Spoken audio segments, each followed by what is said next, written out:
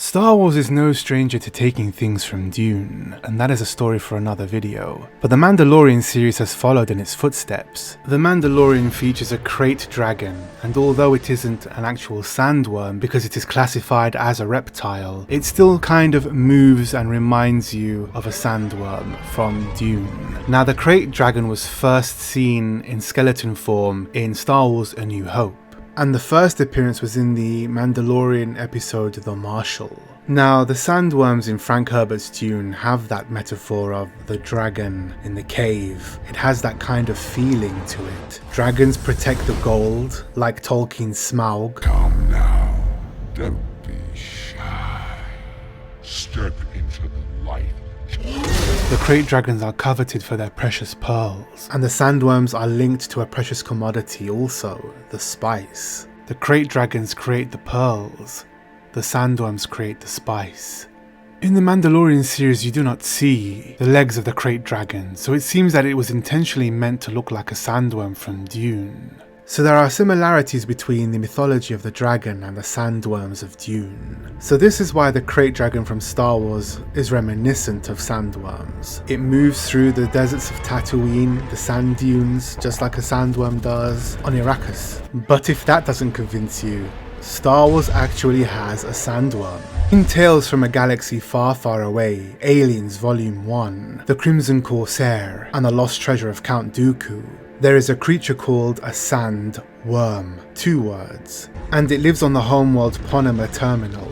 Its height is 9 meters and its length is over 90 meters. And the character Reveth says, maybe the captain tamed a giant worm and rode it through an explosive desert of sand and lava. So I'm pretty sure that the author Landry Q. Walker is a fan of Dune. And whether or not you find this charming or an insult, it goes even further. In the book, a gigantic sandworm swallows an entire sand crawler whole. I wonder where that came from.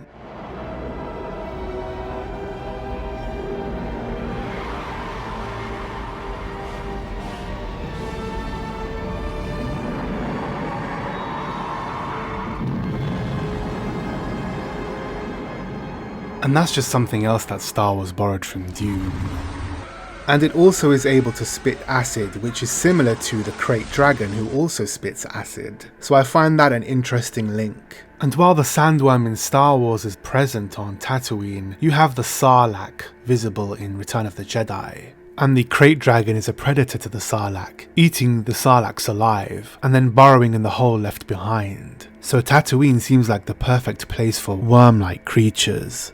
The Mandalorian has a character called Cara Dune. They literally put Dune in her name. So they specifically chose this name for her, not because it relates to any desert planet in Star Wars, but probably because, like Tatooine, her name was inspired by Dune. It probably relates to the planet Arrakis, so they aren't hiding the fact that they are borrowing things from Dune. And in chapter 13 of The Mandalorian, the Jedi episode where we see Ahsoka Tano, Mando takes Grogu to the city of Caladan, as instructed by Bo-Katan.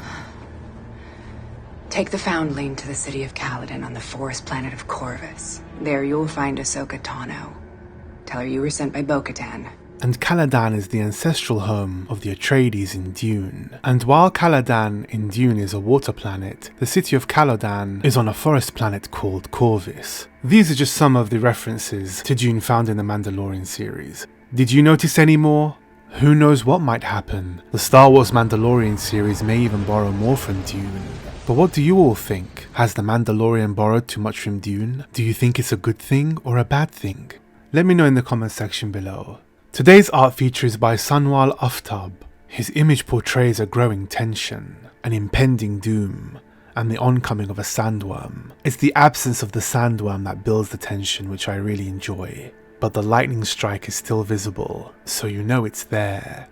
Thank you for watching. If you like these videos, please don't forget to like, share and subscribe, and click the bell so that you can be first to be notified of new videos. Thank you to my Patreons and channel members for your support. If you like this channel, you can support me on my Patreon and join the channel as a member, where you'll receive access to exclusive content ahead of time, secret content and more. Thank you for watching, and until next time, see you soon.